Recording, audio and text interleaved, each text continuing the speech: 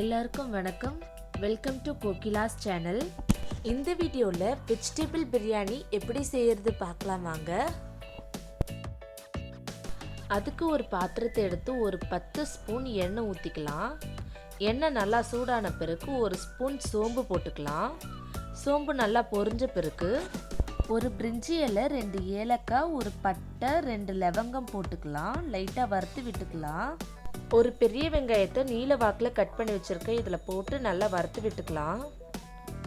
இப்போ ஒரு spoon salt போட்டுக்கலாம். நல்லா கலந்து விட்டுக்கலாம். 2 ஸ்பூன் இஞ்சி பூண்டு பேஸ்ட் போட்டுக்கலாம். 2 பச்சை மிளகாவை கீறி வச்சுருக்கேன், அதை போட்டுக்கலாம். அப்புறம் 2 கைப்பிடி புதினாவை போட்டுக்கலாம். 1 கைப்பிடி கொத்தமல்லி போட்டுக்கலாம். இப்போ எல்லாத்தையும் சேர்த்து நல்லா கலந்து விட்டுக்கலாம்.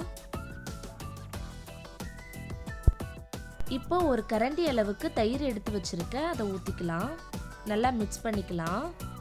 அப்புறம் ஒரு 5 தக்காளி நீல வாக்கில் கட் பண்ணி வச்சுருக்கேன், அதை போட்டுக்கலாம்.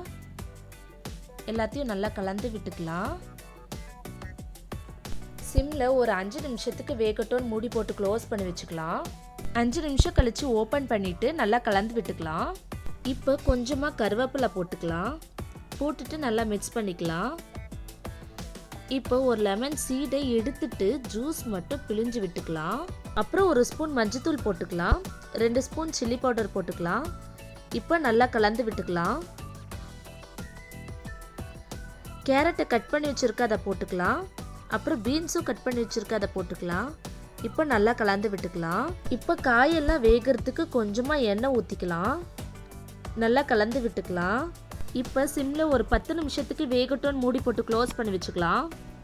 10 நிமிஷம் கழித்து ஓப்பன் பண்ணிவிட்டு நல்லா கலந்து விட்டுக்கலாம். நான் 2 பிளேட் சாப்பிட்ற மாதிரி ரைஸ் எடுத்து வச்சுருக்கேன், அதை போட்டுக்கலாம். ரைஸ் குழையாமல் இது மாதிரி உதிரி உதிரியாக இருந்தால் நல்லாயிருக்கும். சாப்பிடவே ரொம்ப நல்லாயிருக்கும். இப்போ நல்லா கலந்து விட்டுக்கலாம். இங்கே பாருங்கள், வெஜிடபிள் பிரியாணி ரெடி ஆயிடுச்சு. இதே மெத்தடில் செஞ்சு பாருங்கள், செம்ம டேஸ்ட்டாக இருக்கும். எல்லாருமே கேட்டு வாங்கி சாப்பிடுவாங்க.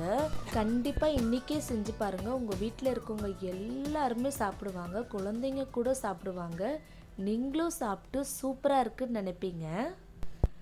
இந்த வீடியோ உங்களுக்கு பிடிச்சிருந்தனா லைக் பண்ணுங்கள், ஷேர் பண்ணுங்கள், கண்டிப்பாக கமெண்ட் பண்ணுங்கள், மறக்காமல் சப்ஸ்கிரைப் பண்ணிவிடுங்க.